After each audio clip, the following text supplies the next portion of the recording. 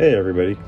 I'm just going to be uploading the video of the documentary that Peter did of me, and I just wanted to share it with everybody on my channel. And yeah, well, if anybody has questions or want me to do like I don't know, a live stream about different things I've done in the barn and experiences and talk about it, something we could do.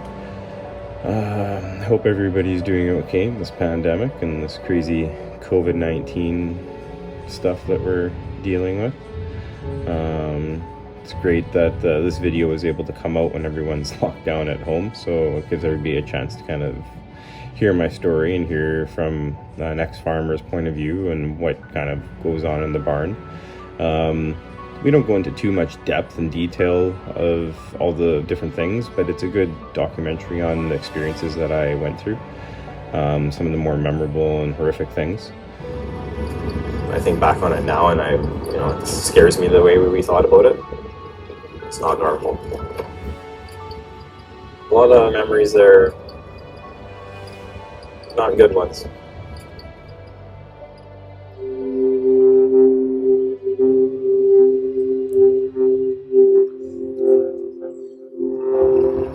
We're just in Steinbach, Manitoba area. It's a pretty heavy farming community. When you don't have a high school education, farming is really the only thing you can get into.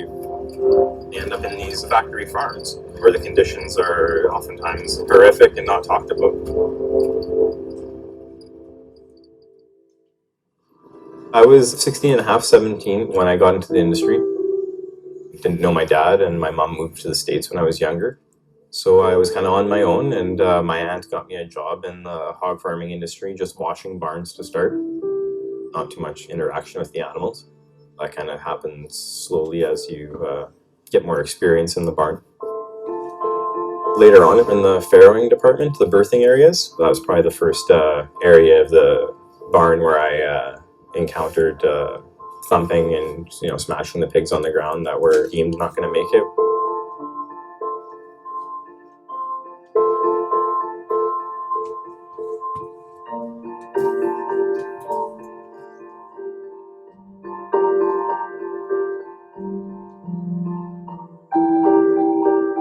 Younger pigs are so curious and happy, and you get to build a trust with them before they're used for breeding and these different things. And then when it comes time to the breeding or the rape of the animal, you kind of think about it as it happens, because you build that trust and then you just take it away. Within the first 2 days, the piglets are taken into a crate, and we clip their teeth with electrical cutters, clip their tails with garden shears that were on a hot torch. And then if it was a boy, we would grab it by the back legs, and with no training from any veterinary or anything, just told to take a scalpel and make 2 incisions. And you grab it with your 2 fingers and you just give it 2 tugs. And all of this is done with no pain medicines of any kind. The pig's screaming the whole time, basically in pain and scared. In all the different facilities I had been in, it was standard practice right across the board for people to be doing all these tasks. I really honestly didn't understand what it entailed until we started dating for a longer period of time. Lots of people, they describe a farmer as a happy farmer and that they take care of the animals, not all the details that Justin has gone into. He didn't like castrating the pigs. I remember he'd come home pretty sad from that. But it got to a point where he would explain what he'd do, or something bad would happen where he'd have to kill a pig, and I wouldn't be able to listen to it. Some days it was just like, what am I doing here? But you didn't have an option to get out, so you're kind of stuck. 17 in my eyes now is a little bit too young to be doing a job where you're taking the advantage of an animal and don't really understand what you're doing, and you kind of think it's funny what you're doing, and you don't really put one and one together. These boars will be in that facility until the day they die, because they're just money machines to the hog industry. When they reached their time and it was time to kill them, I thought the way they did it was very not right, inhumane. It was with 220 volt electrical cables that were hooked up to the car. So they plugged it into the wall, into the tail, into the ear, and for 5 minutes. And the animal just stood there and stared at us and drooled. It's almost asking me, like, why are you doing this to me? It's probably the first time I really thought about what was happening and is this okay? I feel like desensitized to violence in general. If you're violent with animals, you'll be violent in your everyday life. When we were younger, he had a lot of issues with fighting and drug abuse, probably to try to get rid of, the thoughts of like what was going on. It has impacted him, definitely, and I feel like it's impacted everybody else that's stuck in the industry. I feel like other workers in the industry aren't speaking up because of social pressures of family and friends, and I think when I speak up, it helps make it easier for them to share their stories. People don't understand that they're paying for this. They don't understand what is going on with these animals. If you see something, you need to tell somebody. If you feel like it's wrong, and we need it to stop.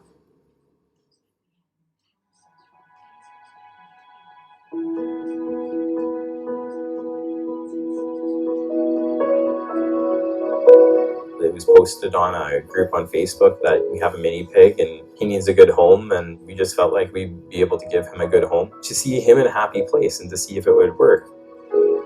We have a pretty big yard, fenced in. He's able to roam around and dig around in the dirt and do all his natural things, and then, still curl up in a nice, comfortable, warm bed. He's curious about everything, and I think that's one of the coolest things, to see the personality that they have. You never got to see a personality in the barn, right? They were stir crazy, they were unhappy, and to see him oinking and all his different sounds and all the noises he makes, it's just amazing to see. He's a very happy little guy. And he loves belly rubs and rubs on the shoulders. It's amazing how much they love it. They'll flop over for you in a second as soon as you start rubbing their belly. Never getting to see a pig with a tail. It's really fun to see how happy he is all the time, because he's always wagging his tail just like a dog. You get some fruit or any special treats, it's just awesome. It's fun to see them in a happy environment after seeing them in such a sad environment.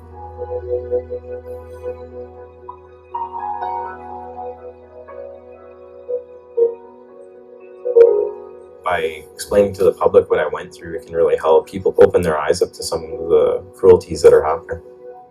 And I know just in our street outreach, when I speak about my experiences, all of a sudden the public will realize that, yeah, I actually was a part of that too. I was an electrician and I didn't like the experiences that were in that barn, or I actually hauled livestock once. I didn't like it, and I don't think I'll ever do it again. I think by explaining my story, it helps them validate their story.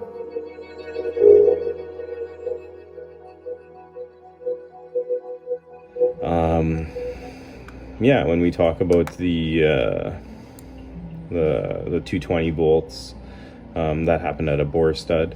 So like different things happen at different places, and Boar Stud, it's harder for them to kill boars because they live 5 to 7, 10 years old sometimes. They try to keep boars alive as long as possible, because the entire time they're there, they're just collecting semen from them, so that's how they make their money off them. So I mean, when they live to that old, their skulls get so thick, so it's really hard with a bolt gun to penetrate all the thickness of the skull. It's only about a 6-inch spike that goes into the thing with a 22 shell, so it's really not a lot of power. And then knifing, it's pretty gory, so I think that's why they chose to do that 220 thing. But I mean, I never really saw it successfully done. I mean, the animals still stood there and stared at us, which will be something that I remember forever. Yeah, so with the clipping with the electrical cutters, so they're just side cutters that you use for cutting like electrical wire. So they're not anything special. They're just from your hardware store, just your run-of-the-mill side cutters. So yeah, the electrical clippers, they're not like plugged in or battery operated. They're just your handheld electrical clippers that you'd use to cut speaker wire or something with. And when we talk about breaking their trust with breeding, the way that would go down was we would get new breeding stock in, 2-3 months old. And then we would, at the end of every day, we'd go and sit down with them and, get to know them and let them think we were their friends, and so that they wouldn't be so scared of us when we walk around them or we move around them, so that when we go to breed them, they'd be easier to breed. So one thing I hope this documentary does is maybe we could bring better policies from politicians where, with farming industries where you involve killing animals, where, you shouldn't have minors working in them. Shouldn't have people who aren't even of legal age to drink or go see violent things, in an industry where you're causing violence. I don't think anybody under 21 should be recreationally or getting paid to kill animals. We don't need to in 2020. There's no need. So I think that's one thing I really hope with this documentary is maybe we can get some politicians seeing it, and maybe we can bring change into these industries. I mean, most kids learn to kill if they live on a farm at 6, 7 years old.